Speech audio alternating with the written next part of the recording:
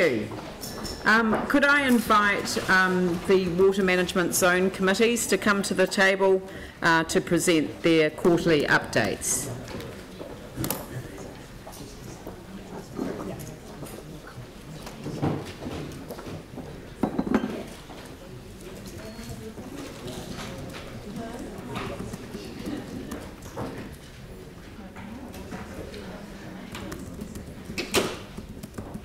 Kia ora koutou katoa and good morning.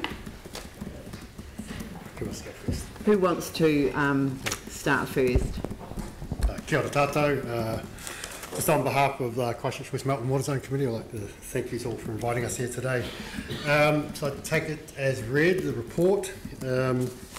Just a couple of things I'd make comment on around the community workshop that was hosted by the Zone Committee. We had a significant number of representatives from the various community groups there and external organisations, where they shared a lot of their creative ideas around creating this resource. So they've agreed to create the mobile stormwater superhero trailer that will be wheeled out around numerous schools and community days. So they're currently looking at how or what shape the design of the trailer will be and all the different methods for educating community. So yeah, people were very enthusiastic about sharing their ideas, and we're really looking forward to seeing the outcome with the stormwater superhero trailer. What was the next one?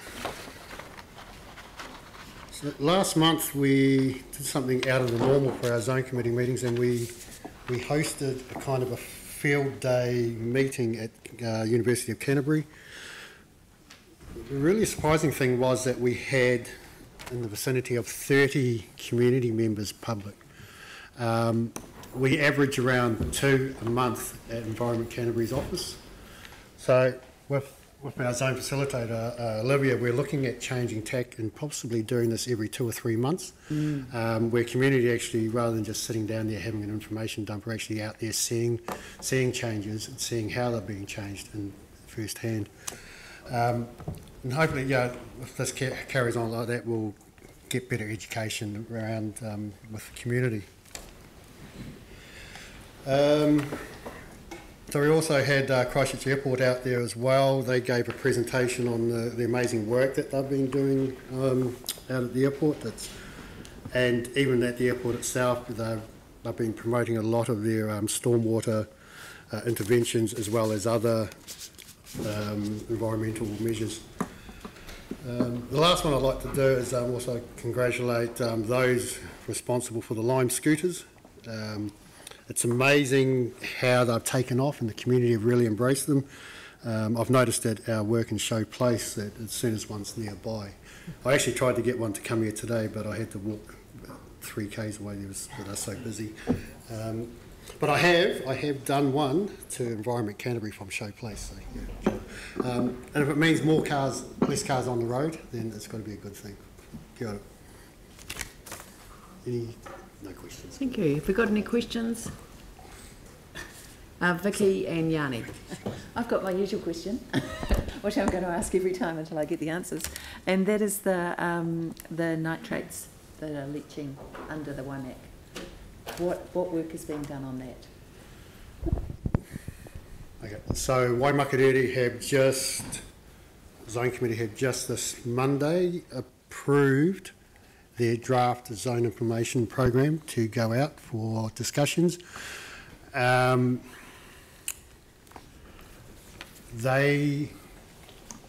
measures are putting on the water flowing under the Waimakariri into the Christchurch aquifers is at a much lower level than what they're insisting for their own water wells. So what does that mean? So given that the nitrates take a really long time to get under the river, and that they've been accelerating dramatically in the last 15 years, what does their current suggested change actually mean for the aquifers into which their nitrates are flowing? So there's a whole lot of measures they're putting in place. I think the key thing is that the modelling science from Environment Canterbury is saying that it should not reach any more than their target is to reach 3.8 mgs per litre. Well, that kills every invertebrate, doesn't it? No, far from it. Are you sure? So that would protect 90% of aquatic life. Are you sure? Yeah. If not, I think it was 85, sorry. It might be 85%. Are you absolutely sure at 3.85? I can send you through the report on that, yeah. So it's already at that level, right? In most wells, yeah. Yeah. So they're already there. So what exactly do you know? It may not be fair to ask you this question, but do you know exactly what they're doing, and will it actually stop any further nitrates, or will it get worse for the next 15 years before anything happens? So when you say they as in who? As in the Waimak District Council, from whose area the nitrates are coming under the Waimak and into our aquifers. So it's actually administered by Environment Canterbury. Yeah. We've got a meeting with Environment Canterbury tomorrow It's afternoon. not on the agenda. Yes. No, it's not. Oh, well, so did you submit it for the Yes, I agenda? did at We the can last pop it meeting. on the agenda. So, I mean, so can I just be can clear somebody make before a I note to put it on the follow up agenda? with ECAN? Is this for you guys, or is it for ECAN just alone? Because I don't want to hassle you about something that's not within your ambit. So when you say you guys, you're talking about the zone committee? Yeah, sorry. Okay, so Which the is zone we committee is guys. a joint committee of It's Environment we guys, Canterbury and not Christchurch City you Council. guys. Yeah, right. Okay. And Is this the Diane appropriate- might be, from what I understand, Christchurch City Council will be making a formal submission on the draft zone implementation program. That's right. We already agreed to do We've that. agreed to do that. Okay. And I must say also that it fits in alignment with Ngāi Tuahuriri Runanga. It's very closely aligned. And given that we're one of the Ngāi Tahu farms are in that area, Ngāi Tahu farms have assured us that they will meet the standards required and actually exceed what's in the draft zone information program. Yeah. So I forgot who the other one was. Yanni. Yeah, Hi. thank you. We had a really excellent presentation this morning about the Otokino Oh, yeah. River, and that was really neat. I just keep hearing the Heathcote is in such bad health, and I just wondered if you could just give us some sort of understanding about what work the zone committee, if any, is doing around improving the health of the Heathcote. And I think previously we've kind of asked if there's things that you think we could be doing as a city. Then we kind of get a part A where we can make a decision to do something. So I just, it's like two things there. One is just an understanding of what currently is happening in the Heathcote, and what's being done from the zone, and then if there's anything that you think we could be doing to help improve its health. Yeah, I'll go try and keep this short. So one of the key contributors to the Opawaho was sediment erosion from Port Hills, particularly around construction sites, and more so since the fires. So the sediment erosion toolkit that was put out and agreed to by City Council Environment Canterbury to all industry leaders has made will make a contributing a significant impact on what doesn't get into the waterways. The other one, probably the other main contributor, is stormwater from residentials. Unfortunately, a lot of the infrastructure around there is very old and leaking, so upgrading of that would be a major benefit. You've also got saltwater intrusion coming up, and the level changes and drops since post-earthquake. We need to take into account that as well. The other one that was a little bit contentious was the not mowing of the riverbanks, keeping the grass longer, stopping some of the sediments running off, particularly from the roadways, because a lot of the roads along there don't have the guttering in the systems. Capturing at point of source would be a major benefit to stopping pollutants going in there. So all of your curb and channels, if you had chambers in there that could be emptied out, the chambers that contained all those contaminants, and then you come along and clean them out regularly. It's stopping it at point of source is critical, and it's a lot more effective, cost effective than dredging later on. Yeah. So have you just follow up to that? That's great, thanks for that. Have you had any input into our cycleway that's going along the river in terms of just looking at what's being done to improve the water quality at the same time? We've had updates on that to some degree, yeah. along the cycleway. Some are of the view that it causes a hazard because of less parking on the side of the roads and that sort of stuff. But so you're talking about cycleways along the whole of the Heathcote? There's definitely a section Humphreys? that's happening very shortly, and it would be really good to know that we're taking the opportunity to improve the water quality with some of the things that you've talked about. It's a cycleway, yeah. So if it means less cars on the road, then yeah, it's a good thing. Well, we curve and channel. Can I say to Aotearoa's answer too that the zone committee, the Christchurch West Melton Zone Committee instigated the whole project about the remit to local government, to government to ban the importation and use of brake pads that contain copper. And that's going to be a huge benefit to addressing these contaminants at source, and that's the best way to deal with the stormwater contaminants, and the Zone Committee is doing a lot of work around that, also empowering community groups like all the groups around the Heathcote Paoha, and also providing funding through the Biodiversity Fund. So I think the West Melton Zone Committee is doing an incredible amount of work that's going to help us with our consent to keep the contaminants out of the river. It's a huge project, but I think we're making good progress. Yeah, I mean, when you look historically at the Heathcote and what its main purpose was, yeah, it was a dumping drain. Yeah, so it's got a legacy on a par with Te Waiora in the way that was treated. Yep. Yeah. I do want to leave time for the other zone committees, so if it's necessary. Can I just make a comment in relation to the cycleways in the river? I don't think Can we deal with that on a separate occasion? Well, I we mean, can, it's but not. a lot. That is certainly being We're attended hearing to. a report from, and I wanted to say congratulations on going out to the university and attracting sort of 1 million times more people than you would normally have by being stuck in at ECAN having your meeting. And I just think that's going out to the community. That sort of feedback actually shows that the public want to know what to do. They want to know what contribution they can make to making their rivers clean, and I just think it's a tremendous thing, and I wanted to congratulate you on that aspect of your report. I think that if there is an issue around cycleways and their impact on the cleanness of our waterways, I'm sorry, I just don't quite connect with it right this second. Cycleways have the opportunity for users to actually see firsthand the waterways.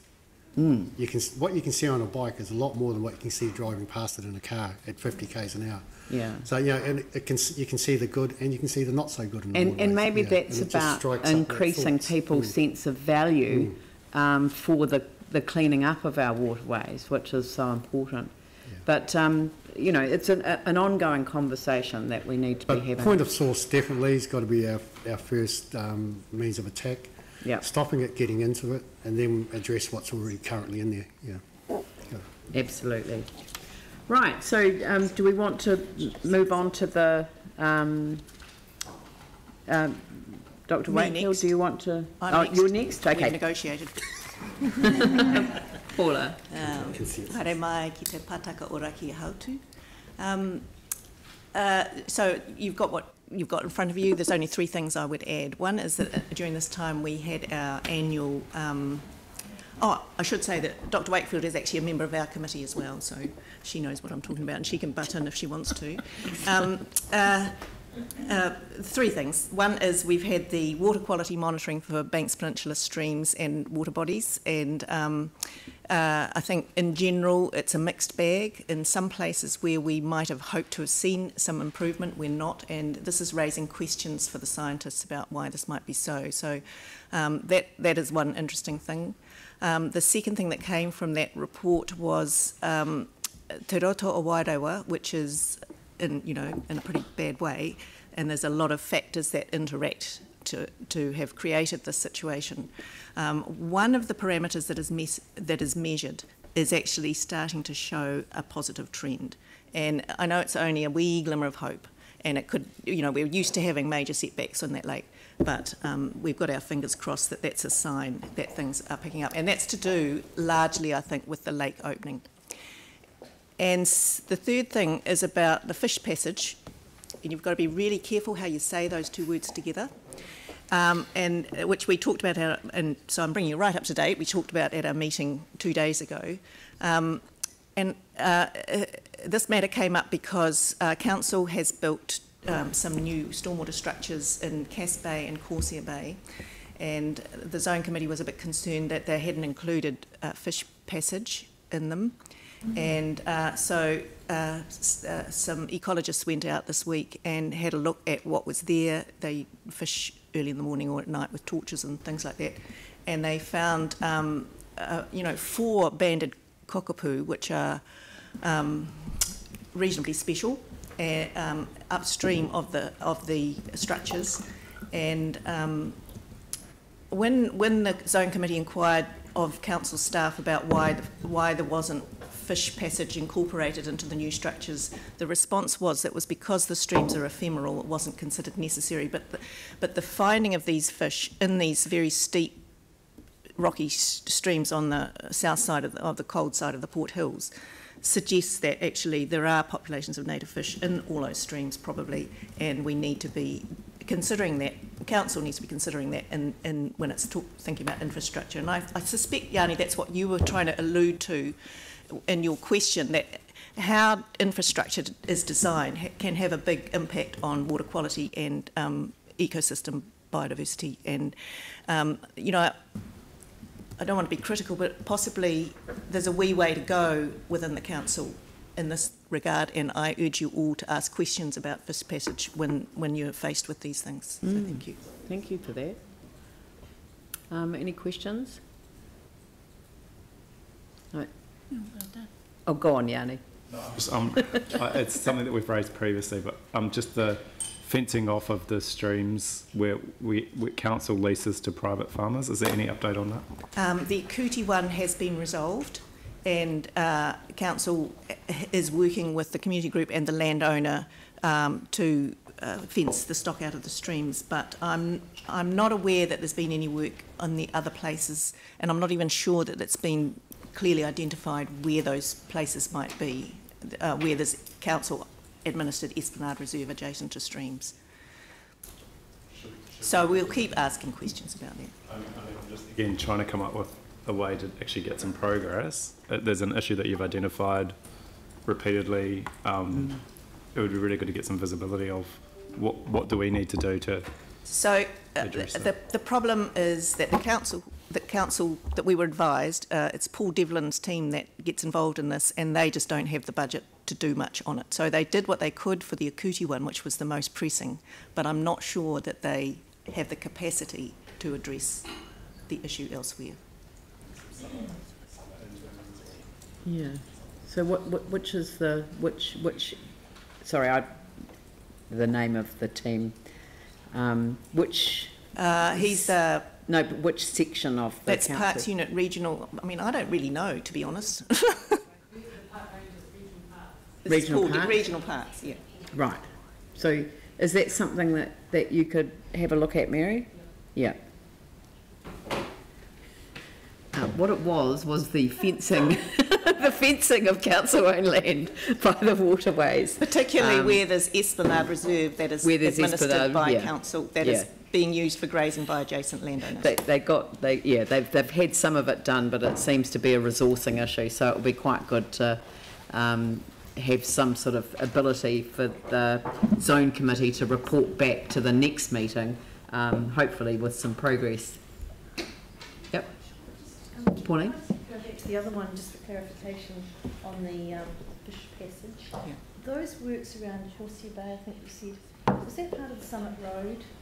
No, it's on the Inner Harbour Road, and no, is it part of the Summit Road project works? I wouldn't think so. I don't know what that project is. It's But not? it's nowhere near the Summit Road. Not Corsair Bay. Well, yeah, it runs around. It's much further I around. think That's these past works, Littleton. when you drive past them, you can't help but notice them because they're massive concrete structures, particularly the Cass Bay ones. And I think they've been built in response to the floods and the Easter floods, where there were real problems with. I think that's why they've been upgrades, but I'm not sure about that. Okay. But it's a really good point to raise. So I'm just wondering which department has done that work. Well, it'll be David's group, won't it? There's a new standard on fish passages that have just come out in the last month or so, and we've got one of our staff members been working on it. So the design standards are going into the IDS so that they will be doing. We are looking, we've got a range of culverts, some of them that meet and some of them that don't meet. And I'm sorry, I don't know specifically about these two, but we are certainly into all new designs, integrating the new standard wherever we possibly can to look at those fish passages, because it is really important for little eels and all sorts of things, so that we have got that certainly firmly on our radar screen. Could you get whoever it is to report back to the zone committee? I mean, it just seems to me I've already had correspondence with the person that was involved with that led that project, I think. And his explanation was that they got advice, and the advice was it wasn't required. But what our response was, we weren't sure that was the case, because the streams are ephemeral. I mean, it's a fair enough assumption to make. But the thing is about banded cockapoo, they're excellent climbers, and they can survive in the pools upstream in these steep, shady catchments if they can get to and from for their breeding cycle.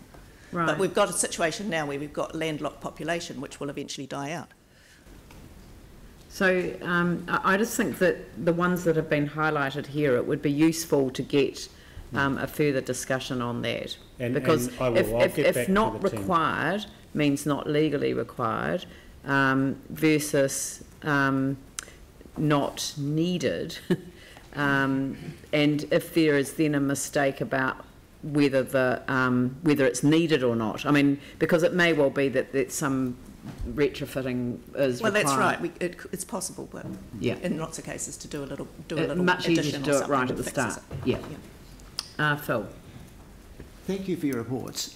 Clearly there's a lot of great work being done through the zone committees and a whole lot of engaging and involvement with community groups. I'm just wondering, do you see that those community groups being joined up well enough, and is that like an ECAN responsibility, or how might we perhaps do that better if we need to? I've worked with environmental groups on Banks Peninsula for many, many years. In fact, I was one for a while. And we, at the community board, we could see that there was a lot of stuff going on in our rohi that they weren't talking to each other. So we thought, let's get them all together, and we had a big workshop called Return of the Native, that's right. And they did all come together on this one occasion, and they had a good old chinwag and exchanged ideas about traps and what have you. But then they went away into their corners, and the thing is, they're quite happy working on their own, in their own little groups, doing their own project, and actually trying to make them come together to become some big coalesced organism. It's not actually doesn't actually work for these ones, but maybe other communities are different. But and it's partly because of the topography of Banks Peninsula. They're all in different valleys and different catchments. I don't know. I don't think there's a need for them to come together. But I think it's the role of the zone committee to provide a level of coordination, and that's what we do. And the thing that strikes me in Banks Peninsula at the moment is that it's really getting ahead of steam. Almost every community has got a group that's working on water now. Well, when I say I'm exaggerating, but they're popping up like mushrooms. All right. So now we'll move on to Dr. Wakefield. Oh, kia ora tātou katoa. I'm here today representing Alan, who is unavailable, and he's also going to be stepping down soon as the chair for the Selwyn to Waihora board. So there's going to be a bit of a transition. I'm not sure who's going to be reporting into the future. So I'm here today for him, and I've only been on the Selwyn to Waihora board for a few months, so I'm really happy to talk about the two areas that I mentioned here, because it sort of strengthens some of the talk that's already happened around community involvement and engagement. So the first one I'm happy to talk about is the youth zone committee that has been running with the Selwyn, and I think they've done an excellent job. They pulled all this, I think 6 schools came together and presented their various water projects, and I don't know how you feel, but it's very hopeful when you see young people so enthusiastic and passionate about their particular river. So I really wanted to congratulate the Selwyn to Waihora board for pursuing that and now taking it to another level where there's active engagement with the young people through this committee. The other area that I've been interested in watching the development of is the Selwyn Waikirikiri River project. And it is, I don't know if anybody knows of that area, but it's got a huge, wide group of people who've shown a lot of interest. And so it's only in its beginning stages, if you like, of planning, getting to know, working out a clear vision and direction for the group. But again, I feel really happy about the progress that they've been making and the types of conversations they're having with each other. So it's, you know, for me personally, who's been involved in a lot of water projects over the years, it's quite exciting to see such a diverse group come together and working. So I think they're in their third or fourth meeting, so it's early stages, so that'll be an interesting project to watch in the future. That's me.